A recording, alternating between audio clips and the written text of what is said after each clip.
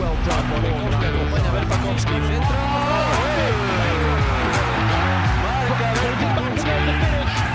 And Riga lead.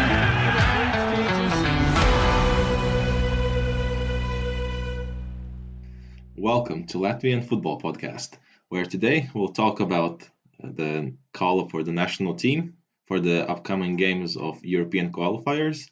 We'll also quickly mention about the Latvians abroad, and then, of course, touch upon our beloved Virsliga, which just reached the halfway mark of the season just now.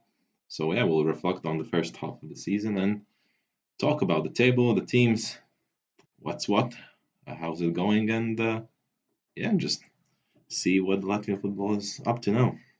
So, Eric, how are you looking at this? Is it glass half full or glass half empty in terms of Virsliga? It's such a weird season, but I'd say it's weird. I'd say half full.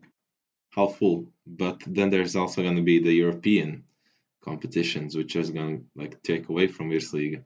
But when that's over and it's coming back at the end of the season, and you can see there's a lot of interesting things on the table, I think there's more to come. Teams have more to give, so I'll say it's halfway full.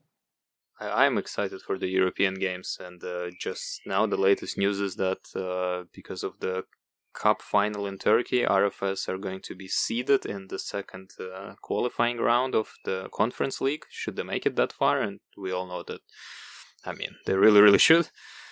So it's I can't wait, genuinely. Yeah. Both Riga teams are, right?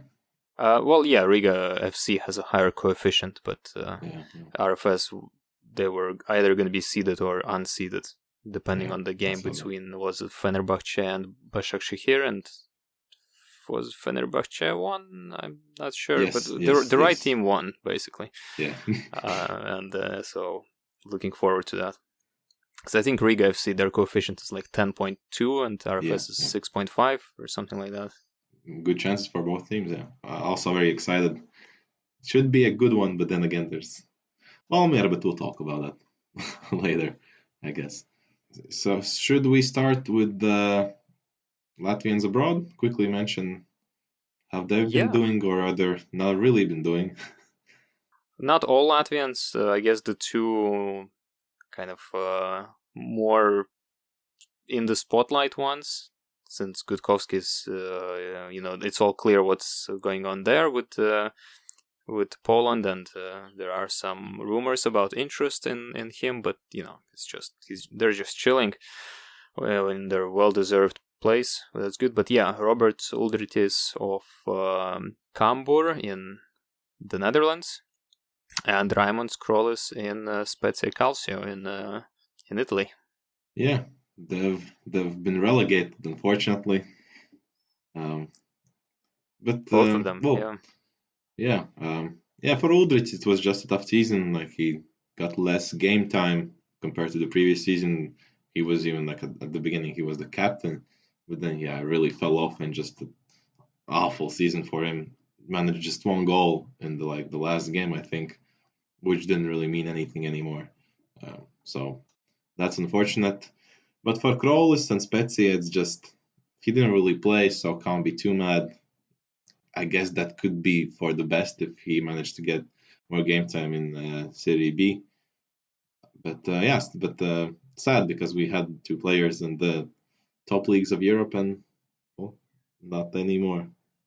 Yeah, no, I saw quite a few of Spezia games, especially before Virsliga kicked off, and you have this I need some football kind of a feeling, and I was watching Spezia games, kind of waiting for him to get on the on the pitch, which normally wouldn't happen, but because of that, did manage to kind of immerse into the world of Italian football, which I unexpectedly enjoyed, because last I watched Italian football, I was much younger, but it was far too kind of defensive and a little bit dull and physical for my liking. But I was very pleasantly surprised. Dynamic and technical, and even teams at the bottom of the table.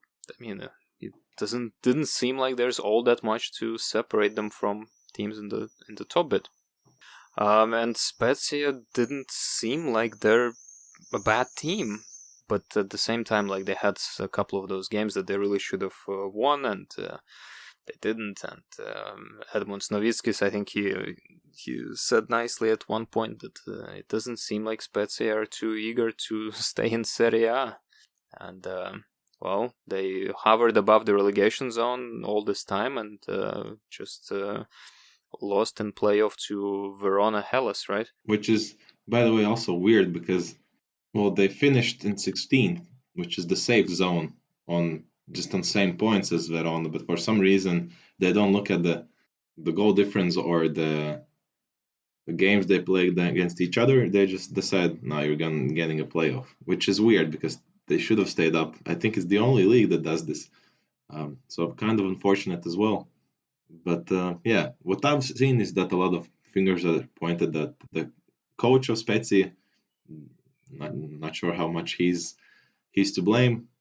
Well, probably a lot because he's the coach. I mean, they swapped coaches not that long ago. Also, yeah. But yeah, a bit unfortunate as well in the last game.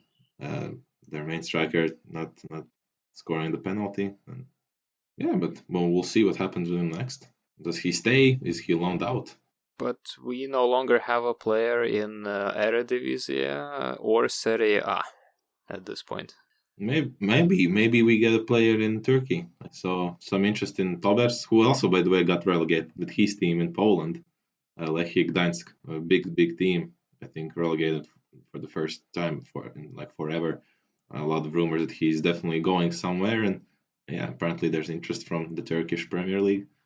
That would be an interesting move. I think it would suit him well. And also, I think worth mentioning that Edward Samsis won the Albanian Cup. But well, it is Albanian football, so I'm not sure how relevant that is, but also an achievement abroad. Yeah, well, let's not be condescending. I'm sure it's interesting in its own right. Although I was surprised when Amsis went to Albania from, I don't remember where he was, but I think somewhere stronger. He played for the Noah, not Noah. No, he did play for Noah, right? Yeah, for the Noah, yeah. Yeah. The Armenian, right? Exactly, Armenia, yeah. But I think that nicely leads us to the national team. Yeah, some good news there. I hope you're being sarcastic. Well, no, it's definitely not bad news as well. There's change.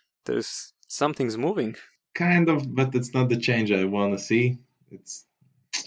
I don't know. I feel a bit underwhelmed by the choices, but I honestly at this point I feel a bit annoyed about Kazakevich. He's being too secretive about everything, too political, not political, but too, I guess, politically correct, and not actually saying anything about, for example, Steinbors and Zuzins, who are not indeed called up after their incident in Wales, I think it was, their drinking incident. And yeah, it was suspected that it's going to happen, but when he was asked about this in press conference, didn't really say anything about it, as he usually doesn't with a lot of things. Which is a bit of a shame, but I guess it's clear why that happened.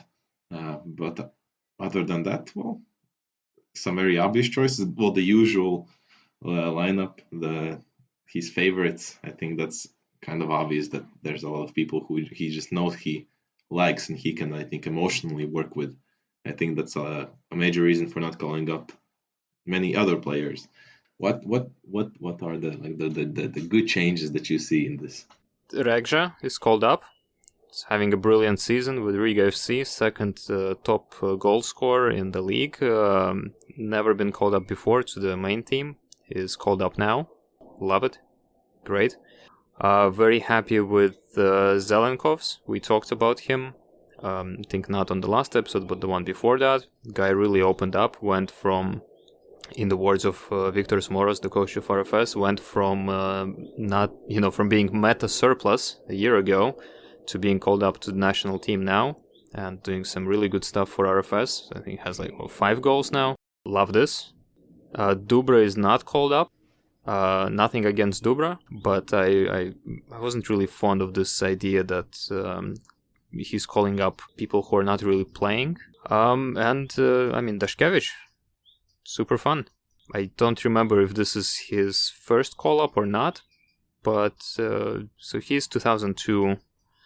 Another new call-up, Melniks is 2002 year born. Regja is 1999, and Zelenkovs is 2000, so it's like 24, 23, and two 21-year-olds. I love it. Younger guys getting called up.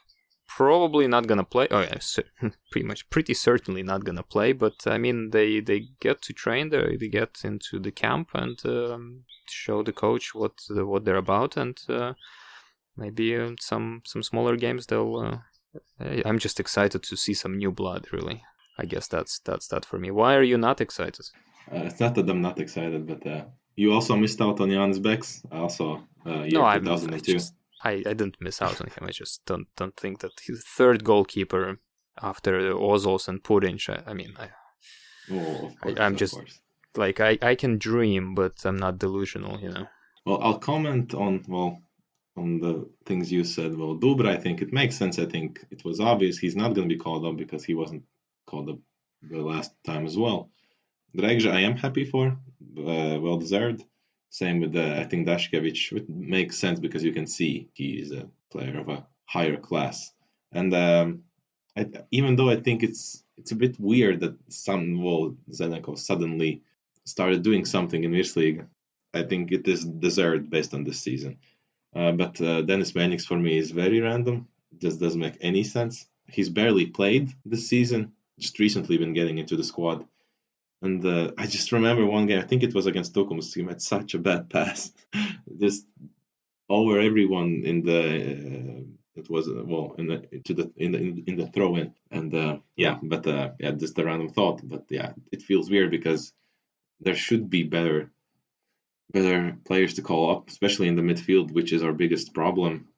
I still think like Ulimbashevs would be good, but well, I guess it's obvious why he's not called up. He's a very pragmatic character, can be very sort of not cool-headed and not really Kazakevich type of player, unfortunately, because I think he's been real good for Auda.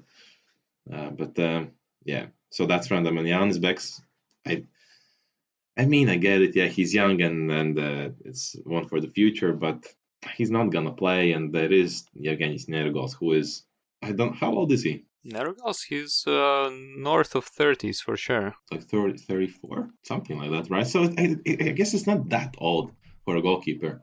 Oh yeah, he's younger than me, no problem. He totally plays prime of his physical condition. Well, and exactly, he's like the keeper with the most clean sheets this season in Virsliga. Suddenly got the number one spot in RFS, the team who have been, I think are the most on form at this point. He hasn't really made any like crucial mistakes. He's been just solid good, and I get that he's older, but why still not call up for like in case of an emergency? I think you feel better with Nergals than Beks, and I just think he deserves it. And I get the idea of calling up like the younger players, but at the same time, other national teams are not doing that. There's teams, I think, for World Cup who called up a keeper.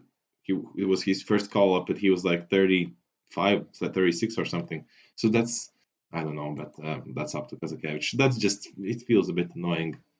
I mean, that's fair enough. But who would you call up instead of Melniks if you couldn't get Ulimbashevs? I don't know. I think there's a lot of candidates for it, but I just don't think he's really shown that much. I think. Maybe actually Stuglis, the other Stuglis could be called up, but I don't know. I think even Vapne would deserve it more. I think Menis just had a few good games for the under-21s in the Baltic Cup. I think he scored 2 goals. That could be the reason Kazakevich lost his under-21s, because he used to be the under-21s coach. That could also be maybe the case. But I don't know. Just it feels that there's players who are always called up, like Sorokins, who's I think objectively not been good for the Latvian national team recently. And also, he's not been playing that much this season. He played for the reserves a lot. So basically, you're calling up a player who plays for the second league, second tier. Based on what? Just because you know him and you can expect certain things from him, but I don't think it's based on merit. And I guess that's one of the problems I have with this. But of course, still, I know like that the main squad is going to be really good and they should do fine. And I hope for the best. And of course, I'm going to be rooting for them. Also, I don't get his choice not to really try players in other positions where they usually play, like Jaunzems. He could go in the middle. He's been playing there good, but no, he just sees him as a right winger. And why? I have no idea.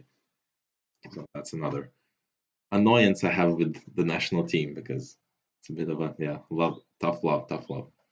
A big game coming up on the 16th of June, Latvia versus Turkey.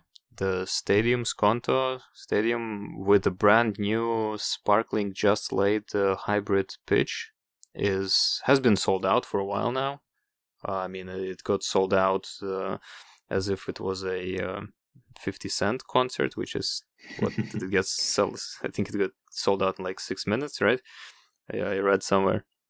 Okay, maybe not quite this energetically, but point is that quite well ahead of the game, which is not something that is all that common for us. Full stadiums or lots of people for national team games has been a delightful trend lately, but it's kind of people just show up last minute, really. It's very uncommon for stadiums to get sold out like 2 weeks ahead. So that's very exciting. And what's the other game against? It's an away game against. Is it Armenia? I think we have Armenia in the group. Could it be? Yeah. So maybe some of the youngsters will get to debut there. You never know. Very exciting. If someone, then I guess it could be Dashkevich or maybe Zelenkos. Can't really see any other ones. Regisha, no? Come on for 10 minutes. Perhaps. Well, he likes his tall strikers, so it actually could be an option. But he's probably going to wait for a friendly or the Nations League to try out other players, as he usually does. All right. So, back to Virsliga. And we are halfway through the season, exactly halfway. So, as we are recording this, 18 rounds have been played out of 36. And we are looking at a table that I feel like maybe will arouse some mixed emotions. It certainly does for me. On the one hand, the season started, and as we talked about it, in an interesting and dynamic and maybe at times unpredictable kind of a free-for-all fashion. And while I personally was delighted to see RFS not lose, what we have now is essentially two teams that are well and truly separated from the rest of the table, not so much from each other. Riga FC is still leading in number one position with 45 points. Finally got their first loss of the season, just in this 18th round against Valmiera, 1-0. Following them is RFS, still undefeated with 44 points, so just 1 point separating them. And then there's pretty much everyone else, and then there's Supernova on the bottom, consistently losing left and right. So in a sense, there's still a lot of room for movement and maneuver in mid-table, but in terms of intrigue for the title, it's just it's going to be in Riga. Just which one is the question, and that's a bit unfortunate, I must say. Yeah, I guess, but at the same time, it is really the big two of Latvian football, and if they keep this close rivalry until the end of the season, I don't mind it only being two teams because it's going to be a good battle for the title. I think Riga started very confidently, but got the first loss, which is, I think, a big deal because now RFS is the only team who is still undefeated, which is kind of crazy. Halfway through the season, undefeated, and still behind Riga. So I guess props to Riga for sort of getting this little reserve of points to be able to afford to lose a game and still be up top. But I guess there are some warning signs because of this game. They lost to Valmiera, of course, But the only thing I can say is that at least a positive from this game is that it really felt like watching last year's Valmiera. They were much better than usual, and there was this very dynamic football from them, just flowing forwards and making great runs, passes, a lot of chances. They hit the VAR, I think, 2 or 3 times, and a lot of players seem to really be starting to play, such as Ruan Ribeiro, the Brazilian striker, who's been previously has heard some tough stuff about himself being lazy from counts. But yeah, they picked it up. Not sure whether they'll keep this up, but it was very impressive from them. But it's how they went about losing, and they just didn't. Yeah, with Riga, I feel like they started really, really strong, and they sprinted ahead really confidently, but have been kind of slowing down as the time goes. With RFS, they feel like more like a freight train. They started really slow, and we've been very dissatisfied with what they're showing for more than a few episodes. And they wouldn't score. They didn't really show anything on the pitch that we expect from them. But now, least goals conceded, most goals scored, still undefeated. And speaking of RFS, did you watch the series? I did, yeah. It was really, really good. Really enjoyed it. So last season, RFS, with them getting into to debut in Champions League, they commissioned a film crew to follow them around, and they shot a 6-hour series that's split into 6 episodes of just under an hour each, of that whole season journey where they went through the disappointment of barely missing out on the Champions League second round qualifier, but then eventually going on to the Conference League group stages. And so that is now available for free on YouTube, on the RFS's YouTube account, and it has English subtitles. It's really a trilingual series with quite a bit of English, Latvian, and some Russian in the mix, but the quality is outstanding. It's brilliant. I think it's really, anyone listening, give it a go. I mean, it's free. It's fantastic. It's something that you'd find on Netflix or HBO. That's just how well shot and produced it is. Exactly. Definitely recommend it. It's just, yeah. Also, the style that they got into Conference League, like there's ups and very low downs and very dramatic ends of games, like seriously dramatic, like you wouldn't believe. So yeah, just worth a watch, and everything around it as well. Like the Virsliga games in between feel like, well, a bit surreal even, because even watching the series, I could feel like the emotions being drained out of them from the Conference League games, and then them not being able to sort of feel emotionally hyped up for the Virsliga games. It's so interesting to see, because you don't really think about that, because, well, you think about like Manchester United, whatever, City, big teams, they play a lot of competitions regularly, but for a Latvian team, it's the first time, and yeah, you don't really think about that. So very interesting, and also you can get to see the characters of the team. Also, that's very interesting to see, sort of these little stories about the players themselves, and some really unprecedented locker room access too. Yeah, exactly. So it's really fun in the series. You can occasionally see the cameraman getting shushed away by the team medic. Yeah. That's how close access was. They were right there all the time. Yeah, and sometimes coach being mic'd up during games, and very good, very good. So yeah, that's RFS. But I want to mention about their form. I feel like, in terms of like Riga, as I said, started well, but then I wouldn't say they really dropped off. It just got a bit boring because of how consistent they were. But now, okay, they got the first loss. But I think that in terms of level, they're quite similar to RFS. It's just for RFS it went the other way. But well, they're still unbeaten, so that's fair enough. But with RFS games, at this point, it's actually just a bit even boring to watch, like, because they're so good, just so consistent, and the games are so easy. And so, like, it feels like they treat them like trainings, and because they're, like, just always so good. But, of course, that's a good thing. It's good for them. Morris is experimenting with different formations mid-game. Yeah. Yeah. think he's trying to figure out how to play 5-3-2 or was it 3-4-1-2 or one of those kind of a little bit strange formations. It's just clarify. I don't mean that Riga dropped off. It's just it kind of felt like they're maybe they're getting a little bit. I don't know how to even frame that, but as if they're leaking fuel. Mm-hmm. Like they started revving and going really fast, and now it's almost like there's a little bit of air in the system, and it's something's not fully working, but it doesn't seem that maybe they're quite sure what to do about it. Maybe it's just a temporary, midday slump. But that's kind of the sense I got, both from watching their games and from watching conferences with Stipic. Yeah, maybe it's just my perspective.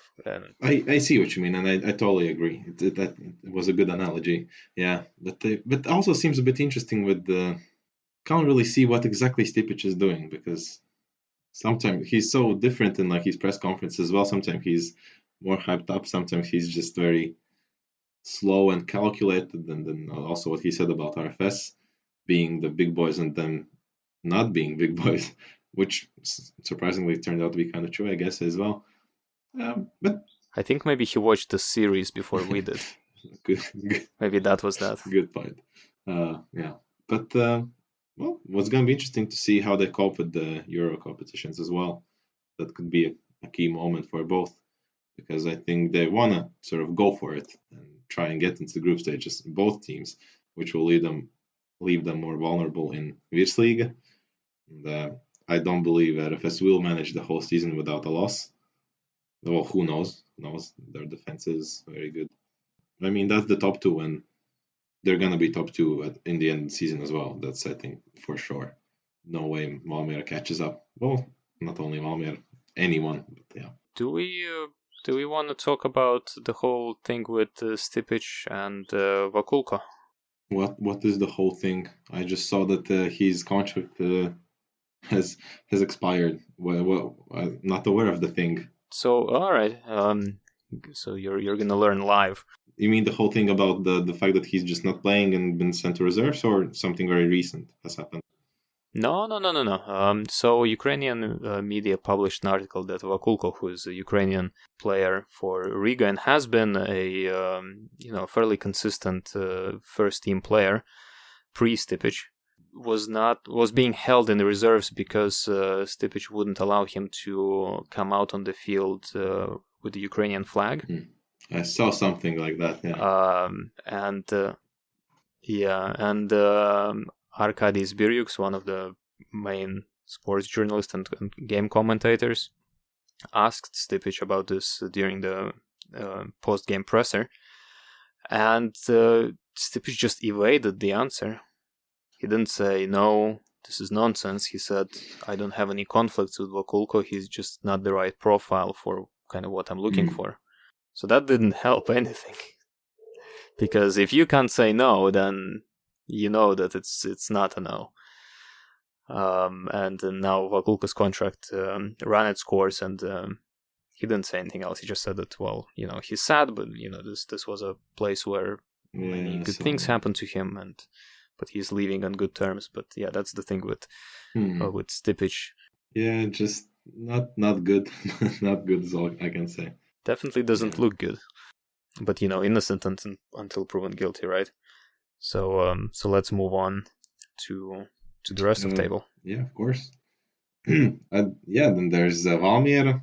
I guess there's I want to say 3 teams close, but then it's actually 4. But then the fifth one's also not too far away. But then it is if you compare to the third. Either way, it's Valmiera with 29 points, Liepāja with 26 in the fourth, but with the game in hand. So there's possibility for them to overtake them if they get the win. There's Aud on 24 and then Meta on 22, also game in hand, which is crazy that they're so high up. But then even the next team, Tukums, are also 3 points behind Meta. And then it's an even closer gap. So actually the table after top 2 looks very juicy, very interesting. So I'm all for it. the top two, the both Rigas can do their own thing, fight for the championship, but the rest, apart from Supernova, it looks good because there's I said there's potential for some surprises because even Daugavpils in the ninth with 14, they've started to play good. They've been really unlucky and unfortunate not to get the results and points, but I think they're going to, and they can pick some points up as well, and it could be an interesting battle for the top 4, top 3. I don't. It's hard to tell honestly. And many things can happen because the results have been really inconsistent.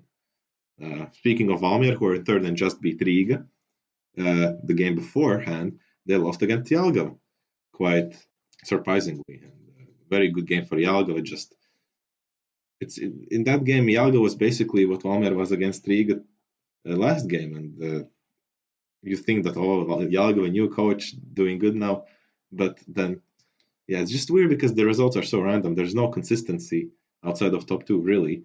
I don't know what to make of it honestly. Yeah, there is 11 points separating number 3 and number 8, and everything in between is in 2 or 3 point increments, which is fantastic. I love it. I mean, yeah, no, I agree. Liepa barely managed to scrape their record back together. They were on course to lose 5 in a row, but they managed to barely scrape by, and now they're on a 2-game winning streak. Auda stopped losing and have 2 wins and now 2 draws. So, I mean, draw is better than a loss, but trajectory is certainly not upwards. Meta is having a terrible time with 3 losses and 1 draw in the last 4 games. I mean, Tukums is having a great time with basically the opposite record of 3 wins and 1 draw, and they're really climbing the table. Daugavpils, I mean, it's also a little bit of an artificial separation because, you know, it's 14 points for them, and then Jelgava just above them are sitting at 18 points.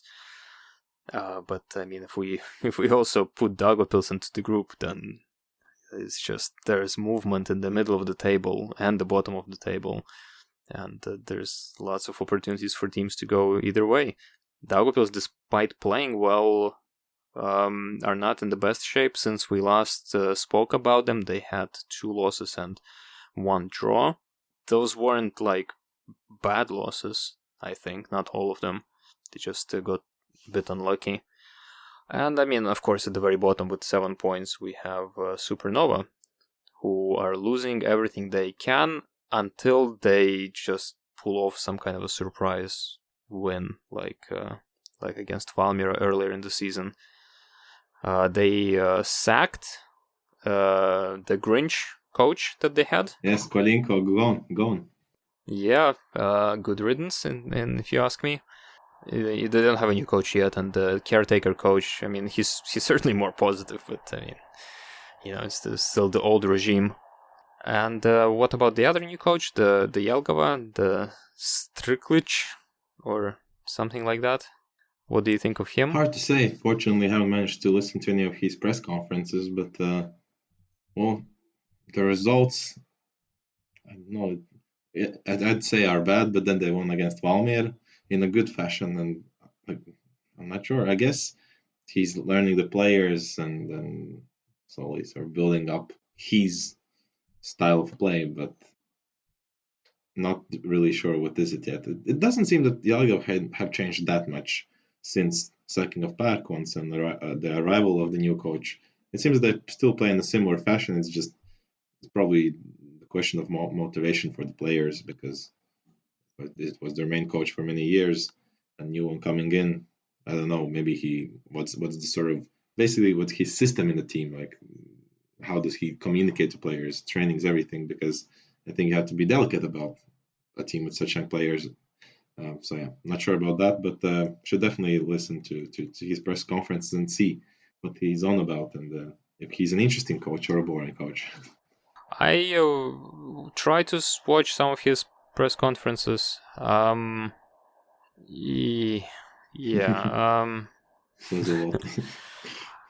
Honestly, he just seems a little clueless. Mm. Maybe is the right word. Not necessarily about football, Hopefully. but just about what's going on around him. Yeah. Maybe they should get a translator or something, because maybe it's a language barrier. But the journalists are asking him one thing and he is answering something completely else, or not really answering at all. And I don't think I managed to get through a single one of his press conferences, to be fair. Oh, we'll see. Yeah. We'll see. They did win Valmiera 2-0, which is a historic result for Jelgava, especially in the current, Valmiera, the champion squad. So that's highly impressive. Also, looking at the top 5, seeing Valmiera, Auda, who are also playing in the European competitions, Valmiera especially playing in the Champions League, very crucial for us. I hope they keep this up that they did against Riga, but I think saw something about the possibility of Camilo Mena coming back, and if that's the case, then maybe there is some hope for Valmiera, because probably their best player last year, ultimately he was just very good and crucial. And if that's the case, that would be really good. I know there's also the defender Jakuba, who's on loan in Poland, just got promoted to the Ekstraklasa. And the team has a buyout option, but if they don't use it, also he comes back to Valmiera. So maybe if they do this, maybe there's some potential for a better season for them. Because the game against Riga was really good, but again, you can never know because the results are so up and down for each team. What I also wanted to say is that Tukums, really good vibes about them. When they play home, there's usually a very full crowd, which is very nice to see. And it's just a young team it seems that the players really enjoy the game. It feels like they're very free and comfortable on the pitch, especially like Stepanovic was 18 years old, just maybe he just turned 19, still called up to the Lithuanian national team. The first ever national team call up for Tukums, and it's not even a Latvian. Kind of crazy, I think. And then there's also or their player. Also a good point. Not to dampen the mood, owned but by RFS, there's that course. little fact. But and there's also Uzela from RFS also called up to the national team. So 2 Lithuanians from Virsliga. That's a bit surprising. Right, to be he's honest. Uzela hasn't playing. been playing a lot. Yeah, and I kind of found him a little bit underwhelming. He makes many mistakes. Yeah. Kind of. Lots of inaccurate passes, but maybe just needs a bit more confidence and or play maybe time. that speaks of the level of the Lithuanian team. Who knows?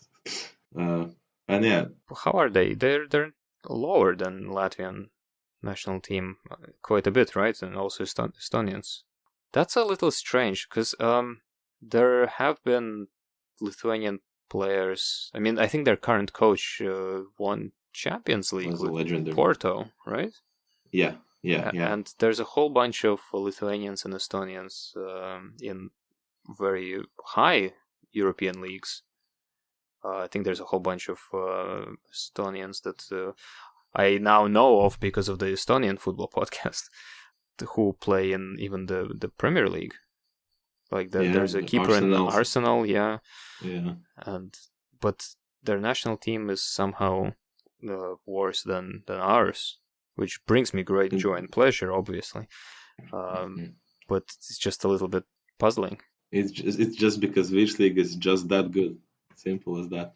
If we talk about national team differences, the national league differences are even greater. Oh, that's yeah, of course, yeah. I do agree. But coming back to Tukums, I agree. And by the way, speaking of Tukums, last time we spoke about the state of pitches in the Virsliga, and we mentioned that Tukums, their grass pitch has been severely damaged last season, and we might not see any games on it.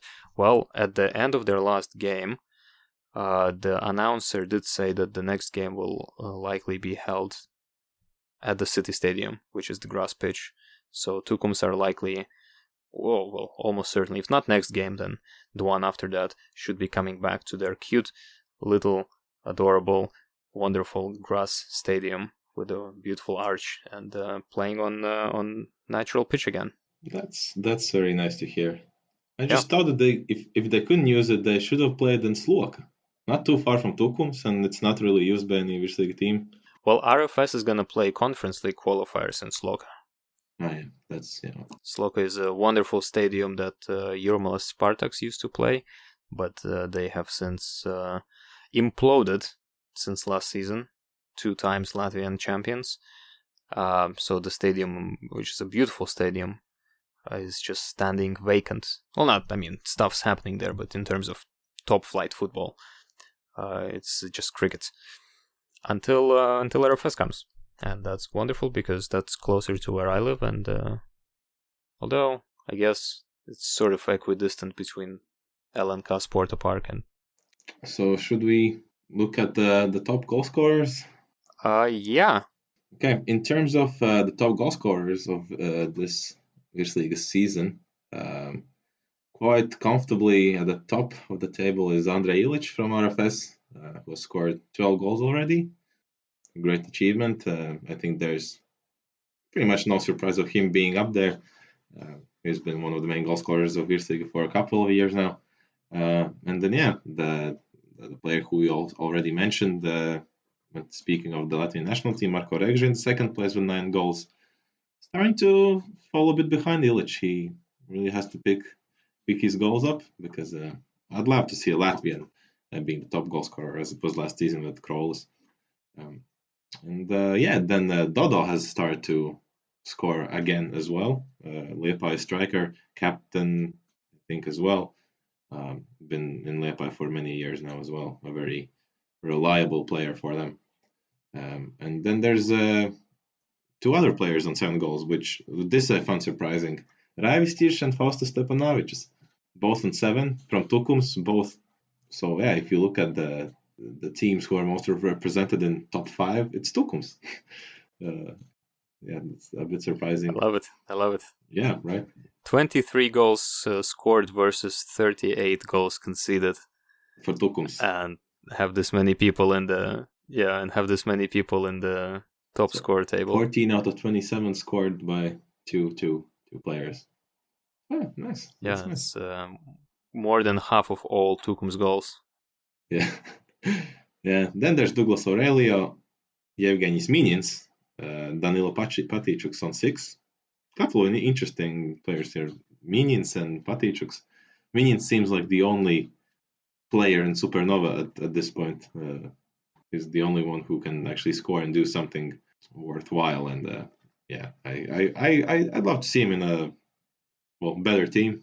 Let's call it as it is, because he seems like a very top player. He was on trial with the RFS over winter, but didn't manage to get the move.